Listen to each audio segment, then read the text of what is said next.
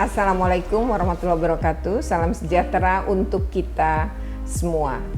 Hari ini kita akan membicarakan tentang hasil pengawasan dari Komisi Perlindungan Anak Indonesia terkait dengan pengawasan dilakukan untuk penyiapan sekolah tatap muka.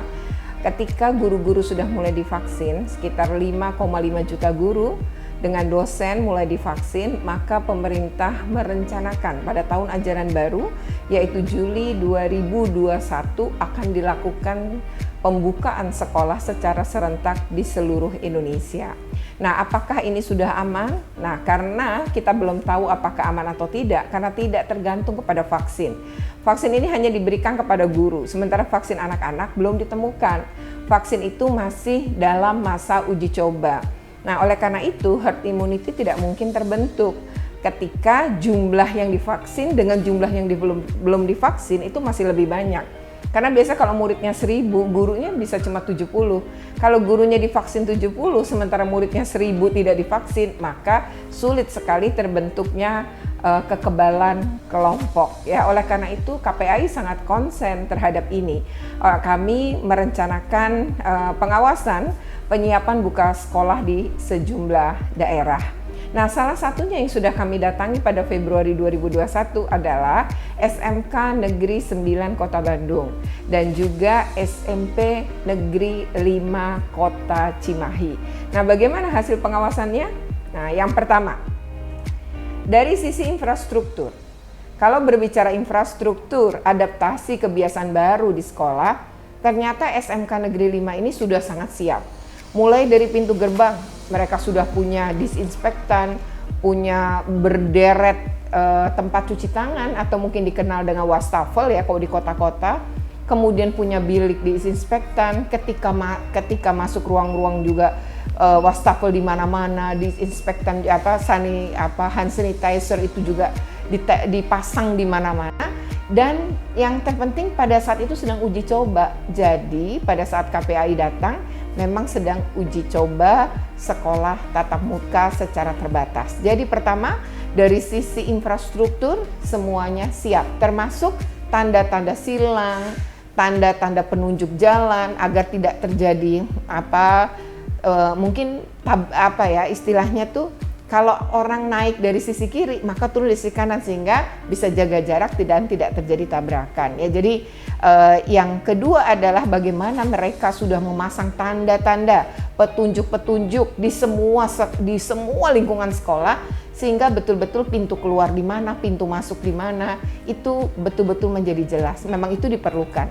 Yang ketiga, ternyata SMK Negeri 9 Kota Bandung juga siap dengan SOP atau protokol kesehatan, di mana hampir di seluruh kelas itu ditempel, di ruang-ruang praktek juga ditempel. Dan yang utama adalah ternyata mereka juga melakukan sosialisasi.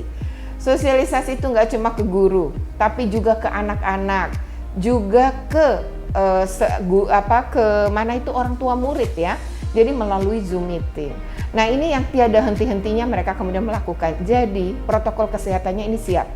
Dan yang memang luar biasa dari sekolah ini adalah protokol kesehatannya itu lengkap banget. Jadi 15 protokol kesehatan sebagai dokter periksa KPAI mereka buat. Mulai dari masuk sekolah, pulang sekolah, berada di kelas, sampai kemudian juga mereka itu membuat juga layanan tamu, layanan BK, layanan perpustakaan, anak yang berangkat dengan kendaraan umum pun ada SOP tersendiri.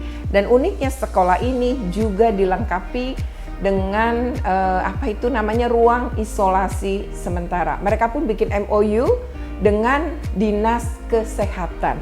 Jadi kalau berdasarkan ini, maka dari hasil pengawasan KPAI, memang sekolah ini sangat siap. Nah, nilai plus dari sekolah ini adalah mereka punya ternyata modul. Modul dibuat para guru, modulnya ini gabungan beberapa mata pelajaran. Jadi satu karya atau satu tugas dinilai oleh beberapa guru. Ini untuk meringankan PJJ. Karena bagaimanapun walau guru sudah divaksin, murid sudah divaksin, tapi ke depannya belum tentu sekolah bisa dibuka kan. Jadi kalau memang sekolah itu betul-betul siap dibuka, nanti kalau kembali seperti semula itu tampaknya butuh waktu yang sangat panjang. Jadi nanti dalam jangka panjang ini namanya dicampur ya. Jadi antara sekolah tatap muka dengan sekolah jarak jauh. Jadi PJJ dengan PTM akan terus dilakukan beberapa waktu ke depan. Juli pun kita akan tetap melakukan itu. Karena apa? Harus jaga jarak. Murid itu hanya boleh separuh. Nah, yang separuhnya di rumah kan PJJ. Yang separuhnya lagi pembelajaran tatap muka. Jadi ini juga disiapkan bagaimana pembelajaran jarak jauh itu memudahkan murid-murid. Dengan cara seperti apa? Yaitu dengan cara bikin modul kolaborasi beberapa mata pelajaran. Nah, itu adalah hasil pengawasan di SMK Negeri 9 Kota Bandung. Ya, jadi satu, infrastrukturnya siap, kedua ternyata juga mereka menyiapkan tanda-tanda petunjuk ya untuk jaga, dan yang ketiga adalah mereka mensosialisasikan protokol kesehatan atau SOP, dan yang keempat mereka ternyata membuat modul untuk memudahkan proses antara pembelajaran tatap muka dengan pembelajaran jarak jauh. Dan yang terakhir, mereka itu melakukan uji coba dulu. Jadi uji coba secara terbatas dilakukan. Saat KPAI datang, ada sekitar 50 anak melakukan praktik. Jadi pembelajaran praktik yang bersifat konsultasi. Nah, ini yang membuat lingkungan sekolah, kemudian warga sekolah yang diwawancarai KPAI menunjukkan bahwa mereka merasa pede untuk untuk belajar tatap muka, merasa aman dan nyaman. Itu untuk SMK Negeri 9 Kota Bandung yang diawasi oleh KPAI pada tanggal 24 Februari yang lalu. Ya, pada hari yang kedua KPAI datang ke SMP Negeri 5 Kota Cimahi. Jadi kalau sebelumnya di Kota Bandung, kemudian ke Kota Cimahi. Nah, di Kota Cimahi kita mendatangi SMP Negeri 5 Kota Cimahi. Nah, ini ada dua hal yang sebenarnya kita kenapa datang ke kota ini. Yang pertama adalah ini ada berita bahwa PJJ atau pembelajaran jarak jauh di Kota Cimahi itu bermasalah. Ada sekitar 2.522 siswa itu terancam tidak naik kelas karena tidak pernah ikut PJJ, mungkin dengan sejumlah masalah ya, seperti alat daring, sinyal, dan juga ternyata ada beberapa hal. Ada yang bekerja karena membantu orang tua, tapi ada juga anak-anak yang ternyata mengalami kasus perceraian orang tuanya, sehingga mereka kemudian menjadi kesulitan juga karena diambil oleh salah satu orang tua ya, pengasuhannya berubah. Nah, ini yang kemudian menghambat ternyata. Nah, dari 2.522 ternyata ketika KPI datang sudah tersisa sedikit ya. Jadi kalau di SMP-nya itu memang ada sekitar satu kasus, tapi memang di SD itu masih ada sekitar 10 kasus. Tapi ini semua dalam proses dicarikan jalan keluar. Nah, PJJ ini disertai dengan cerita-cerita yang memang cukup memilukan dari para guru, di mana anak-anak itu betul-betul memang nggak bisa daring. Dan para guru datang mengunjungi murid-muridnya, kemudian memberikan penugasan-penugasan sebagai bentuk kepedulian dan juga memberikan bantuan gadget. Jadi para guru itu patungan namanya guru peduli, dan mereka sudah sempat membeli 7 handphone, dan nilai handphone yang dibeli itu cukup tinggi ya, antara 1,2 hingga 1,5 juta. Nah, menurut saya ini hal yang menarik ya, baru terjadi gitu kalau sepanjang KPAI turun, bahwa guru-guru tuh berpatungan bersama-sama ya, di satu sekolah saja mereka sanggup membeli 7 handphone baru, dan sekarang sedang menyiapkan untuk pembelian handphone berikutnya. Tapi ternyata nggak cuma di sekolah ini, beberapa sekolah di wilayah ini pun melakukan hal yang sama para gurunya. Ini yang patut ditiru. Nah, yang kedua, kami kan juga melakukan pengawasan penyiapan sekolah. Nah, berbeda dengan SMK 9 Kota Bandung, memang SMP Negeri 5 Kota Cimahi punya kecenderungan tidak siap sih ya kalau hasil pengawasan ya. Pertama adalah dari sisi infrastruktur ya, atau protokol dari infrastruktur saja itu memang terlihat bahwa masih minim, sehingga masih diperlukan penambahan di beberapa sisi ya, misalnya penambahan tempat cuci tangan dan sejenisnya ya. Yang kedua adalah petunjuk-petunjuk sih sudah dibuat ya, jadi pintu masuk di mana, pintu keluar, naik, panah-panah seperti itu sudah ada. Namun kalau terkait dengan protokol kesehatan nampaknya belum. Jadi protokol kesehatannya betul-betul hanya datang di kelas dan pulang. Jadi hanya 3 dari 15 yang ada dalam pengawasan KPAI.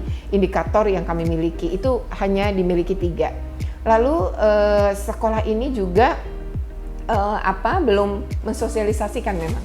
Jadi belum mensosialisasikan protokol kesehatan, tapi Kepala Dinas Pendidikannya kebetulan hadir pada saat KPI pengawasan itu sangat kooperatif. Jadi mereka akan bersedia untuk melengkapi ya, baik itu protokol kesehatan atau SOP maupun infrastruktur. Bahkan akan menjadi surat edaran yang dibuat oleh sekretaris daerah. Untuk itu KPAI mengapresiasi ini, nanti akan kita beri masukan indikatornya apa saja, protokol kesehatannya apa saja, akan dikirim dalam surat rekomendasi. Dan ini memang sesuatu yang bagi KPAI adalah bentuk rekomendasi atau masukan yang sangat penting ya untuk melindungi anak-anak selama mereka berada di sekolah ketika masa pandemi. Ya, itu yang kami dapatkan pada saat pengawasan di SMP Negeri 5 Kota Cimahi. Kita akan lihat setelah rekomendasi diberikan apakah terjadi perubahan. Kami yakin akan terjadi perubahan karena kepala dinas dan kepala daerahnya sangat kooperatif untuk menerima masukan dari Komisi Perlindungan Anak Indonesia. Oke, demikian hasil pengawasan KPAI di 2 tempat, di 2 kota dan di 2 sekolah ya, yaitu di Kota Bandung dengan Kota Cimahi. Sampai ketemu lagi dalam video berikutnya ya, terkait dengan pengawasan-pengawasan yang dilakukan oleh para komisioner KPAI. Ini adalah kita pengawasan pemenuhan hak atas pendidikan. Oke, terima kasih, sampai ketemu lagi.